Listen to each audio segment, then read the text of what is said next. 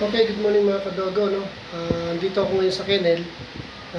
Napilitan akong gagawa today kasi kanina, nung after ko pa inumin ng vitamin si Cotton and Pickles, si Cotton nagsusungit pa.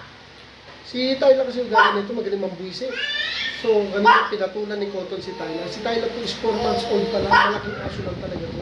Mapambuisit lang talaga. Papatayin ni Cotton.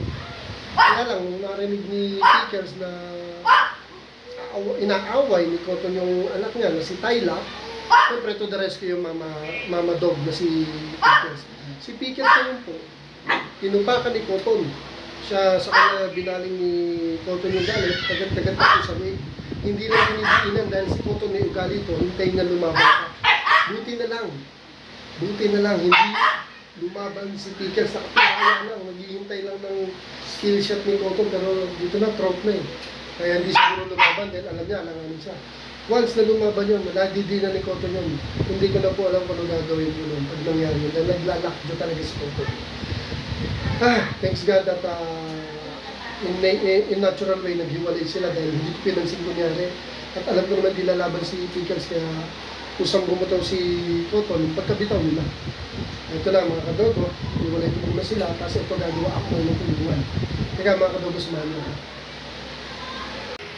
So ito mga kadogo, dito ko na nilagay si Cotton. Honestly, naaawa ako kay Cotton kasi hindi naman sanay itong makulong. For sure, mamaya ito mag-iiyak to, kaya hindi ko alam kung anong gagawin ko. Kailangan ko siyang tiisin mga kadogo. Tinanggal ko na yung cage dyan. Dati may cage dyan para sa pusa. Yung cage nasa loob ng cage, sobrang laki. Kailangan talagang iporma ko na dahil ang sungit kanina mga kadogo. Si Tyla, papatayin niya halos. Pero sa ngayon, ito munang magnanay andito.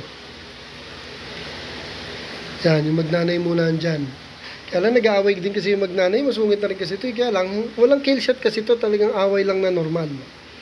Hindi kagaya kasi ni Cotton, talagang lockjaw eh, hirap.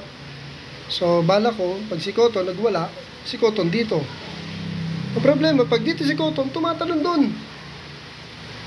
Kaya hindi ko alam. Kaya pipilitin ko si Cotton na siya talaga ang dito. Dahil dyan siya safe. Talagang titiisin ko siya na mag-iiyak. Kaya lang nag-ahawl to. Grabe to. Iba to. Nahanap talaga ako nito. Pero pipilitin ko na masanay siya dyan. Titiisin ko talaga. Para din sa kanya yan. So itong dalawa dito na lang talaga to. Yan. At pag nanganak to, yan, lalagyan ko ng harang doon. Ganon, kahoy, kagaya noon. Na mga 3 inches height na kahoy. Para lang hindi makalundag yung mga papi. Nakakulong lang. So yun ang plano ko. So yun mga kadogo, pasensya na, hindi ko na pinakita kung paano ko ginawa. Kasi mahirap, mag-isa lang naman akong gumagawa. Alam naman ko rin yun.